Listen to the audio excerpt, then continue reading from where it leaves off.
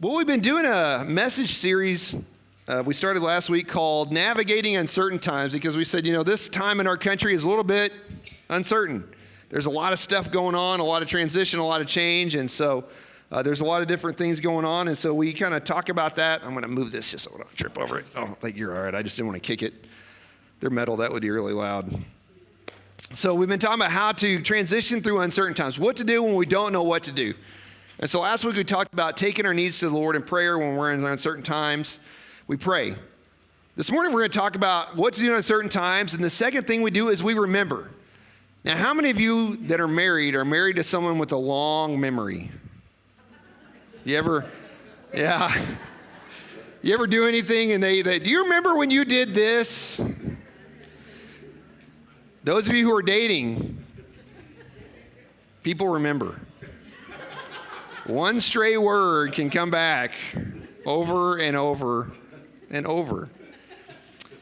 How many of you have ever played sports and you ever had it get in your head when you make a mistake? They always say, and if you're a quarterback, you have to have a short what? Memory, because you can throw an interception, you have to go right back out the next time and try to do it again and not remember what you did. I know when I played baseball when I was a kid, I always played outfield. What happens if you miss a pop fly? Then it gets in your head and you can't catch anything, right? You ever seen in the majors, sometimes catchers will get what they call the yips and they can't get the ball back to the pitcher. Like they played the position forever and they can't throw the ball back to the pitcher. It just gets in your head. So memory can be really good or it can be really bad. Well, this morning we're going to talk about how to remember good things. And guys, remembering the good things that God does gives us confidence. Confidence, godly confidence. So if you have your Bibles, we're going to turn to Psalm 57 this morning. Psalm 57. We're going to read a couple verses out of Psalm 57. If you have the YouVersion Bible app, if you go to the More tab and then Events, the notes are all there for you. Psalm 57. This is King David writing this. Now remember, King David had a lot of history with God. The Lord had anointed him as king when he was a kid, but there was still a king in place, and so the king kind of became crazy. David worked for him. The king kept trying to kill him. David had to run for his life. God showed up over and over in his faithfulness, and so David had lots of history with the Lord to look back on. And so when David wrote this psalm, this is when he was hiding from the king. The king was trying to kill him. David had to run for his life. He was hiding in a cave at this point. So David is talking about remembering what God had done and having confidence in that. So he says, "Have mercy on me, O God, have mercy. I look to you for protection. I will hide beneath the shadow of your wings until the danger passes by." So as he's writing this, remember, he is literally hiding for his life as the king is coming to try to kill him because the king thinks he's trying to take his spot, which he was, but he wasn't trying to kill him. He was just trying to take his spot. I cry out to God Most High, to God who fulfills his, what is that word? Purpose for me.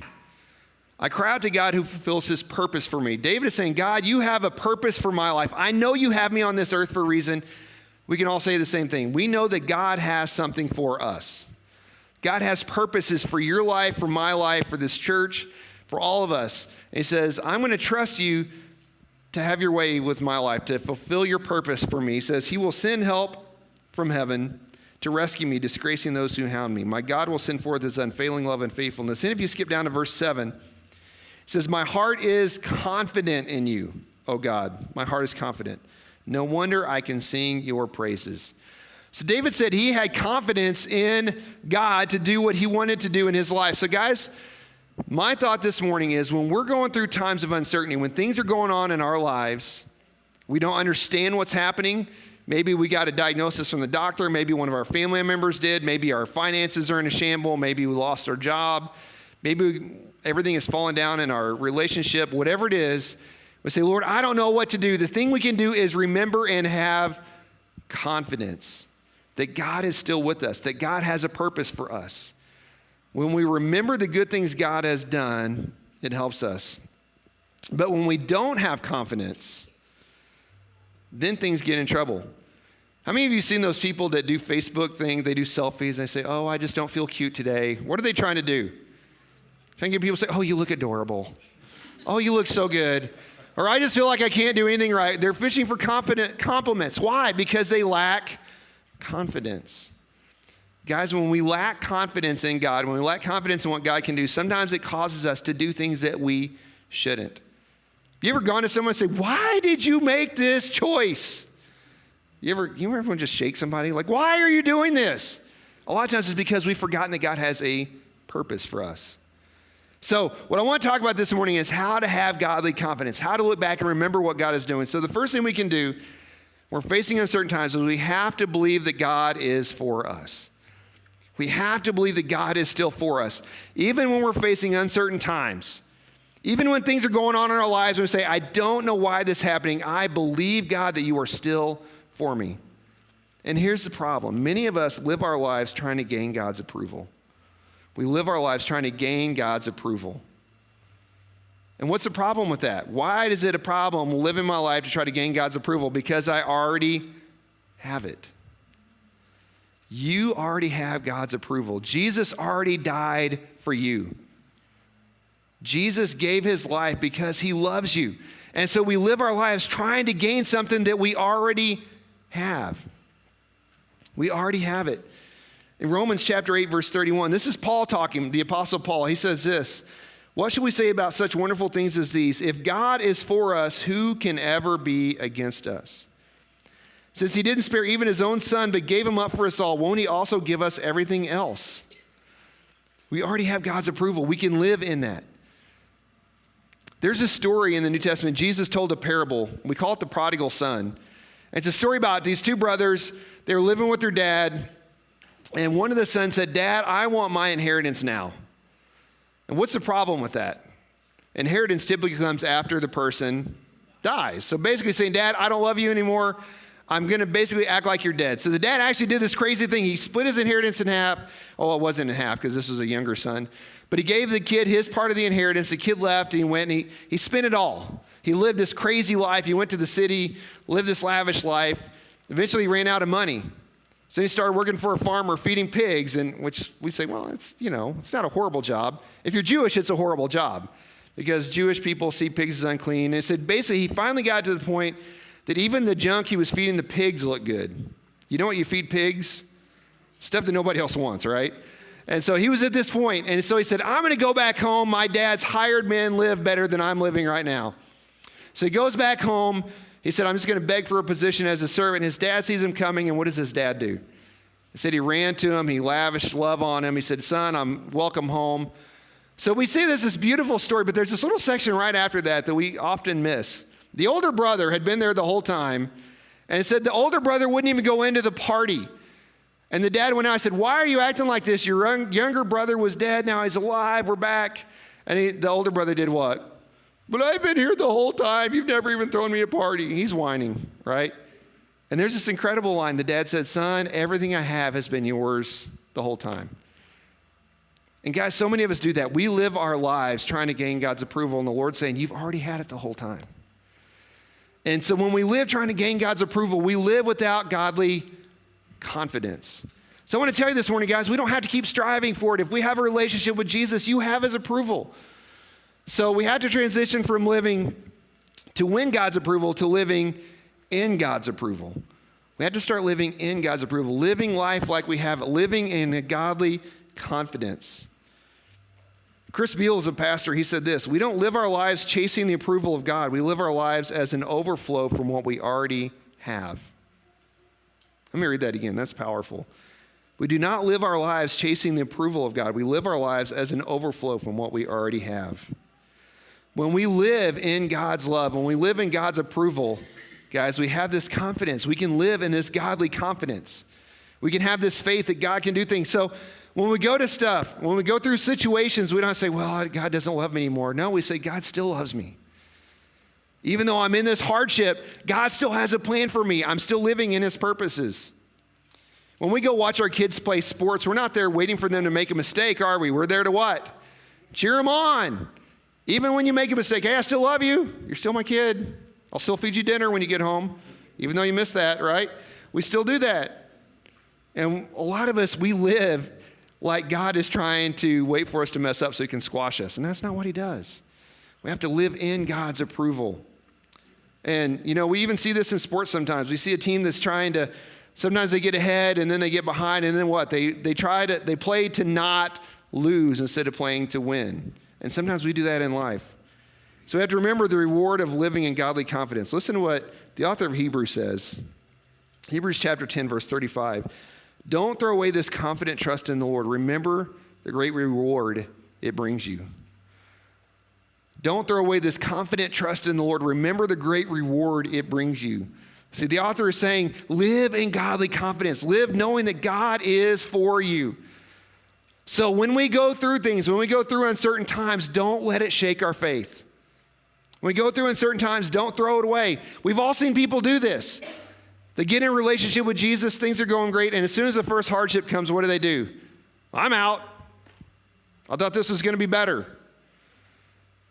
What happens? We grow through those times, right? Our faith grows in those times. So stick with it. Remember that God is still for us. So the first thing we do when we get into uncertain times, we remember that God is for us. The second thing is we believe that God helps us. We believe that God helps us. There's a story about this guy that went overseas. He was on a mission trip, and he came back home, and he got really, really sick when he got back home. He was in a third world country. He gets home. So he goes to the doctor, and they put him under. They run a bunch of tests. He wakes up in a room when the door's locked. And so he goes over, and he picks up the phone. He says, hey, what's going on? I'm locked in this room. And the doctor says, well, the good news is you're still alive. The bad news is we found out you've got this really rare virus that's super contagious. And I said, well, great. What are we going to do? He said, well, we're going to keep you isolated. We're going to put you on a diet of pizzas and quesadillas and pancakes. And he says, well, is that going to cure me? He said, no, that's all we can fit under the door. So sometimes we try to trust in the medical field, and it just doesn't work, right? So we trust that God is the one who's going to help us. So the first thing we do is remember the Lord's past faithfulness. Remembering the Lord's past faithfulness, and it provides confidence. Remembering God's past faithfulness. So when we get into hard times, we look back and remember, I remember when God brought me through this. I remember when God got me through this thing. And it gives me confidence. Psalm 63, verses 1 through 3, and then down further in 6 through 8. David said this, "O God, you're my God. I earnestly search for you. My soul thirsts for you. My whole body longs for you in a parched and weary land where there's no water. I've seen you in your sanctuary, and I've gazed upon your power and your glory. Your unfailing love is better than life itself. How I praise you." So David's saying, I'm in this dry place. I'm in a place where I feel like nothing is going my way. I feel like I'm in the desert and there's no water. But I've seen you. I've seen what you've done. And then look at what he says in verse 6 through 8. I lie awake thinking of you, meditating on you through the night. Because you are my helper, I sing for joy in the shadow of your wings. I cling to you. Your strong right hand holds me securely. What's David saying? When I'm in a hard place, I remember.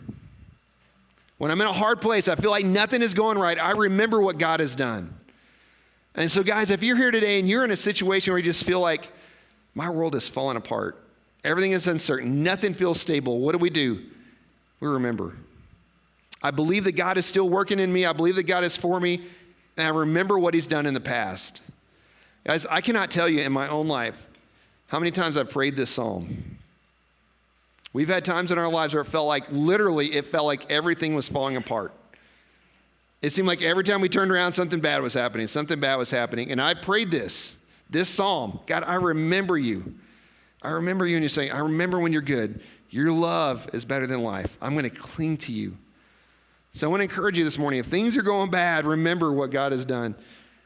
We also remember the Lord's constant help removes fear and uncertainty. I remember that God is with me, and because God is with me, I can remove fear and uncertainty. In Hebrews chapter 13, verse 3, the writer says, don't love money, be satisfied with what you have, for God has said, I will never fail you. I will never abandon you. So we say with confidence, the Lord is my helper, so I will have no fear. What can mere people do to me? Guys, sometimes when we're moving through times of uncertainty, we have to remember God is for me, so I can do anything. God is for me. I can make it through this. God is for me. I can make it through this diagnosis. God is for me. He's going to provide a job. God is for me. He's going to take care of this. I remember. So it removes that fear and uncertainty. Now, is it a sin to be afraid? Absolutely not. Just remember.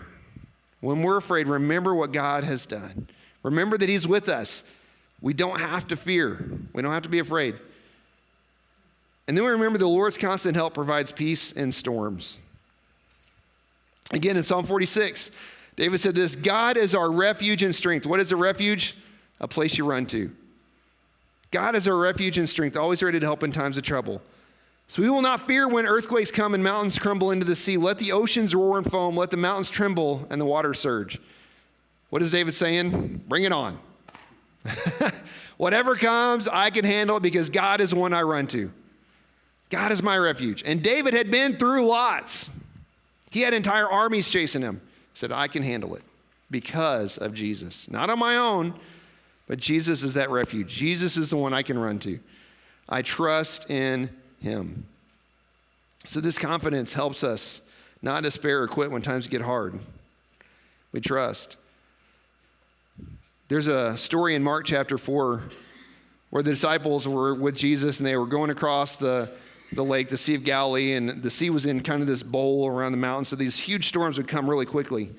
And in this case, Jesus is asleep in the boat, and this huge storm comes and it's shaking and the boat's up and down, and the disciples are completely freaking out. And remember what Jesus was doing? He was asleep. So they come down and said, hey, don't you care that we're going to die? Wake up. Jesus gets up and says what? Still, and calms the sea. Just like that. You're done. Freak the disciples out. And Jesus can do that. Now, was that his plan, do you think? I don't know. I think he's probably just going to sleep through it. I don't know. But it proves he's not afraid of the wind. He's not afraid of the storms. He can handle it. And as long as he's with us in that, we can handle it as well. Because the last words he said after the storm, why were you so afraid? Why were you so afraid? So we believe that God is for us. We believe that God is working with us. And then lastly, we believe that God is still working in us. We believe that God is still working in us. So we believe that he's for us. He has a plan for us. He's going to fulfill his purposes for us. We believe that he's still working with us and he's still working in us. We have to understand that God is going to work in us until the day we meet Jesus. So until the day we die or the day he comes back and takes us, he is going to keep working in us. I don't know about you, but sometimes I get frustrated with myself. Anyone else there? It's like, I've been following Jesus for this long. Why do I still struggle with this? Why do I still get worried? Why do I still freak out? Why do I still panic? Why do I still get angry? He is still working in us, so don't be discouraged. He's not content to leave us where we are. Philippians chapter 1, verse 6, Paul wrote this, I am certain that God, who began the good work within you, will continue his work until it's finally finished on the day when Christ Jesus returns. He was writing to the church, hey, I believe God is still going to work in you. I believe God is still doing it. We've all had those occasions where we hit our thumb with a hammer and we're not happy with how we respond, right? Or those things when things don't go right and we get frustrated and we say, why am I frustrated? I'm frustrated and I'm frustrated. We still get there. We also have to understand that sanctification is a marathon, not a sprint. Sanctification. What is sanctification? It's a big fancy church word we use for becoming more like Jesus. So guys, we believe that once we give our lives to Jesus, he comes into our life, he forgives us for our sins. We start to become more like him. As we spend time with him, as we spend time in this Christian life, we become more and more like Jesus, right? That sinful nature is kind of whittled away and we become more like him. It's a process. It doesn't happen all at once. I wish it did. Oh, I wish it did. But it's a process. So we call it sanctification. So throughout our lives, we become more like Jesus. And the fun part is, I don't know if you guys have had this. You ever pull up a movie you used to love and you turn it on, you're like, wow, there's a lot of stuff in this. You ever been there? I really watched that. It's because we're becoming more like him. Stuff bothers us that it didn't used to. It's a process. I remember when I was a first Christian, I gave my life to Jesus, and I used to have anger problems. I was an angry person. And I remember I was working on a car, and you have those wrench slips, and usually I would have screamed and yelled and thrown things, and I didn't.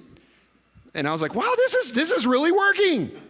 This is amazing. I didn't throw anything. I didn't, It's this process, guys. So it's a marathon. It's not a sprint. And guys, we often feel like failures when we're not where we want to be. We look at our lives and say, I should be further along. I wish this didn't bother me. I wish this didn't bother me. It's a process. In Romans chapter 7, Paul says the exact same thing. The Apostle Paul, who wrote the majority of the New Testament, in Romans chapter 7, you can read it later. It's a really fun chapter, but he's saying, I wish I was this, but I'm not. I wish this happened, but it didn't. And I still struggle with this. And it's Paul saying, I'm not there yet. And if Paul still struggled, guess what?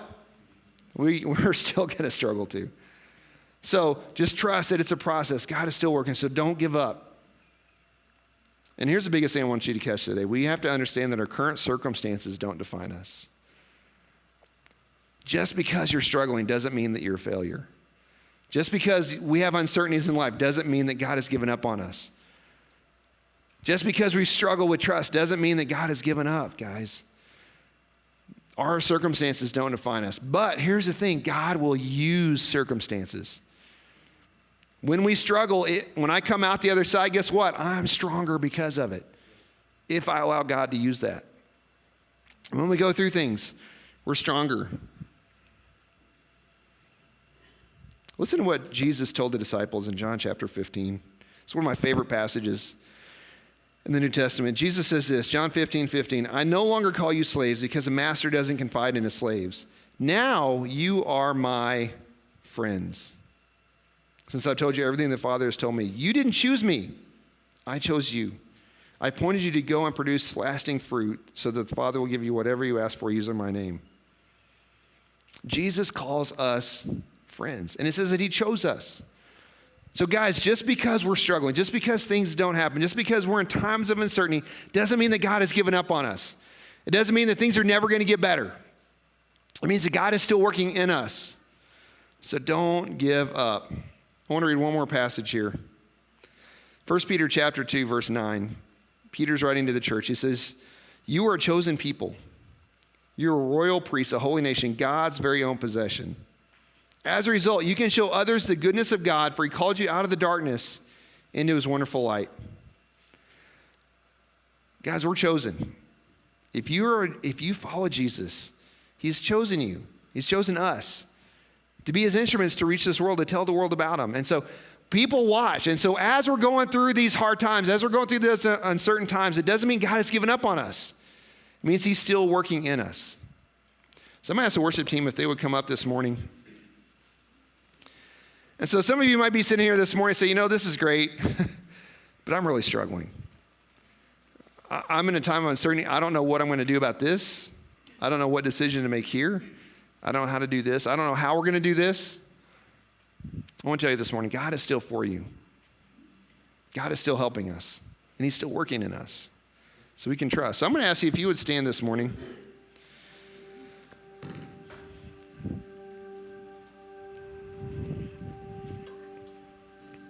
So we're going to take a moment this morning and pray. And I'm going to give you a moment to respond here in just a minute if you need prayer, if you're in a situation where you need God to help. But would you just take a moment and just close your eyes and say, Lord, I just want to sense your presence with me today.